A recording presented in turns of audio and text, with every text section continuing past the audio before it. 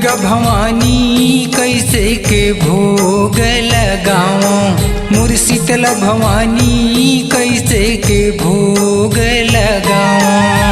दुर्गा भवानी कैसे के भोग लगावो, मोर शीतला भवानी कैसे के भोग लगावो। तही लक्ष्मी तही काली, तही लक्ष्मी तही काली, तही सरस्वती वो। मोर दुर्गा भवानी कैसे के भोग लगावो, मोर शीतला भवानी कैसे के भोग लगावो। मोर दुर्गा भवानी कैसे के भोग लगावो, मोर शीतला भवानी कैसे के भोग लगावो।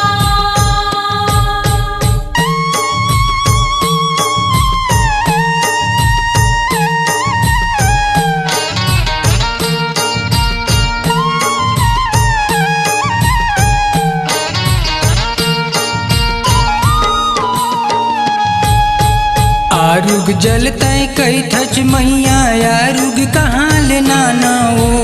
मछरी है करे है जूठा यौमा, मैया मछरी हा करे है झूठा हो माँ। आरुग दुधुआ कई थच मैया, आरुग कहाँ ले नाना वो। बछड़ है करे है जूठा यौमा, मैया बछड़ा हा करे है झूठा हो माँ। मोर दुर्गा भवानी कैसे के भोग लगाओ, मोर शीतला भवानी कैसे के भोग लगाओ। मोर दुर्गा भवानी कैसे के भोग लगावो, मोर शीतला भवानी कैसे के भोग लगावो।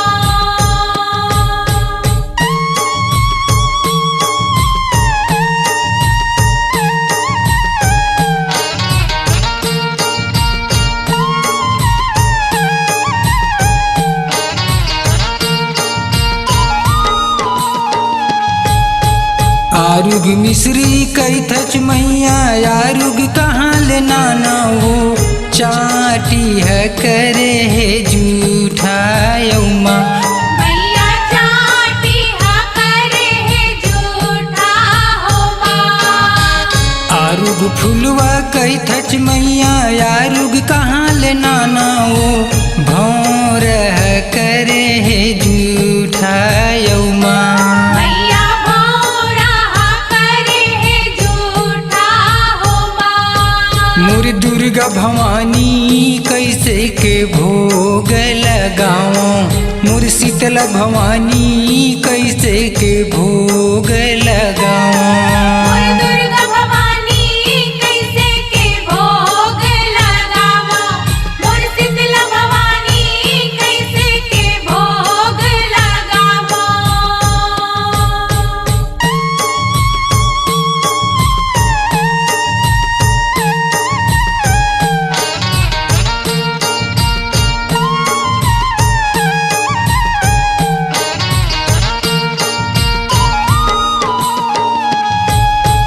आरुग नरियर कई थच मैया, आरुग कहाँ ले नाना वो।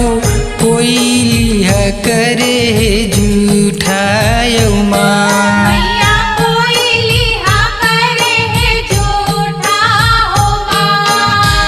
आरुग चंदन कई थच मैया, आरुग कहाँ ले नाना वो। सरफ करे है जूठा यौमा, मैया सरप हा करे है झूठा हो माँ। मोर दुर्गा भवानी कैसे के भोग लगाओ, मोर शीतला भवानी कैसे के भोग लगाओ। मोर दुर्गा भवानी कैसे के भोग लगावो, मोर शीतला भवानी कैसे के भोग लगावो। तही लक्ष्मी तही काली, तही लक्ष्मी तही काली, तही सरस्वती वो। मोर दुर्गा भवानी कैसे के भोग